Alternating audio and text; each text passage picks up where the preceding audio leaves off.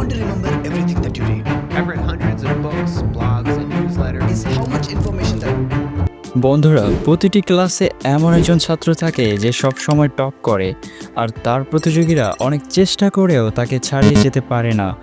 তাহলে একজন টপার কি এমন করে?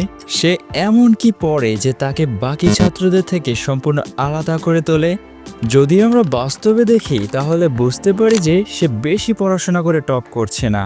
অন্য ছাত্ররাও তার থেকে বেশি পড়াশোনা করে, সে তার জীবন পুরোপুরি উপভোগ করে এবং বন্ধুদের সাথে খেলাধুলা করে, কিন্তু তবুও সে সবসময় টপ করে। এই প্রশ্নটি যতটাই অদ্ভুত, এর উত্তর ততটাই সহজ, আর সেই উত্তরটি এই ভিডিওতে আপনি পেয়ে যাবেন।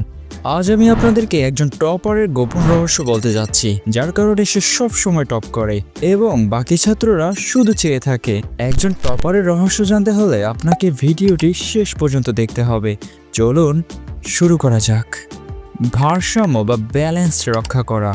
বন্ধুরা, যদি আপনাদের মনে থাকে, এই ভিডিওর শুরুতে আমরা নিজেদেরকে একটি প্রশ্ন করেছিলাম। সেই প্রশ্নটি ছিল যে একজন টপার ছাত্র বেশি পড়াশোনা করে না, তবুও টপ করে, আর বাকি ছাত্ররা তাদের সমস্ত প্রচেষ্টা পড়াশোনা লাগিয়েও তার থেকে পিছিয়ে থাকে। আর আমি আপনাদেরকে বলেছিলাম যে এই প্রশ্নের উত্তর শুধুমাত্র একটি শব্দে আছে, সেই শব্দটি হলো ব্যালেন্স। ছাত্র জীবন এবং ব্যক্তিগত জীবনের মধ্যে ভারসাম্য রাখাই হলো আসল রহস্য। একজন ছাত্র তার জীবনকে এমনভাবে ভারসাম্যপূর্ণ করে রাখে যে সে যখন পড়াশোনা করে তখন সে শুধুমাত্র পড়াশোনা করে, এবং যখন সে তার বন্ধুদের সাথে বাইরে যায় তখন সে সম্পূর্ণভাবে তাদের সাথে থাকে। আমরা এটাকে বর্তমান মুহূর্তে থাকা বলতে পারি। সে সব সময় বর্তমান মুহূর্তে বাঁচে। সে যে কাজটি করে তা সে পড়াশোনা হোক বা খেলাধুলা, সে শুধুমাত্র সেই কাজটি নিয়েই ভাবে এবং শতভাগ মনোযোগ দিয়ে তা করে। আর ঠিক এই কারণে সেই কাজের ফলাফলও শতভাগ হয়। আমরা কি আমাদের জীবনে এটা করি? একদমই না। যখন আমরা পড়াশোনা করি তখন হাজারটা জিনিস একসাথে আমাদের মাথার মধ্যে ঘুরতে থাকে, তাই না? তাহলে এখন প্রশ্ন হলো, টপারের মতো হতে গেলে আমাদেরকে কি করতে হবে? আপনাকে কিছুই করতে হবে না, আপনি শুধু অতিরিক্ত করছেন, আর এটাই আপনার সবচেয়ে বড় ভুল।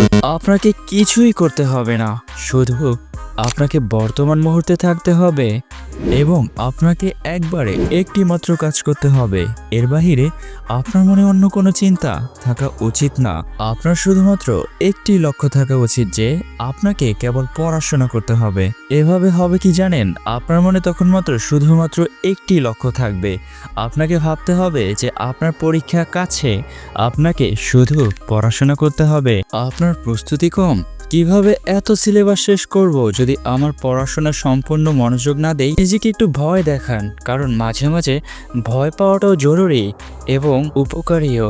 নিজেকে বলুন যে যদি আমি এত নম্বর না পাই তাহলে আমার কি হবে, আমি কি করব, কোথায় যাব?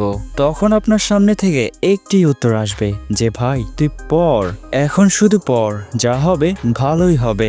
তখন আপনি আপনার পড়াশোনায় অনেক মনোযোগ দেবেন। আর যখন আপনি পড়াশোনা করবেন তখন আপনি চাইলেও সেটা ভুলতে পারবেন না। তখন আপনার সামনে যে কোনো অধ্যায় আসুক সবকিছু আপনার কাছে সহজ মনে হতে শুরু করবে। এটাই হলো নিজেকে এক জায়গায় রাখার শক্তি। এভাবে আপনি নিজেকে একটি দিক নির্দেশনা দিতে পারবেন এবং ভালো নম্বর পাওয়া আপনার জন্য কোনো বড় ব্যাপার হবে না, ইনশাআল্লাহ।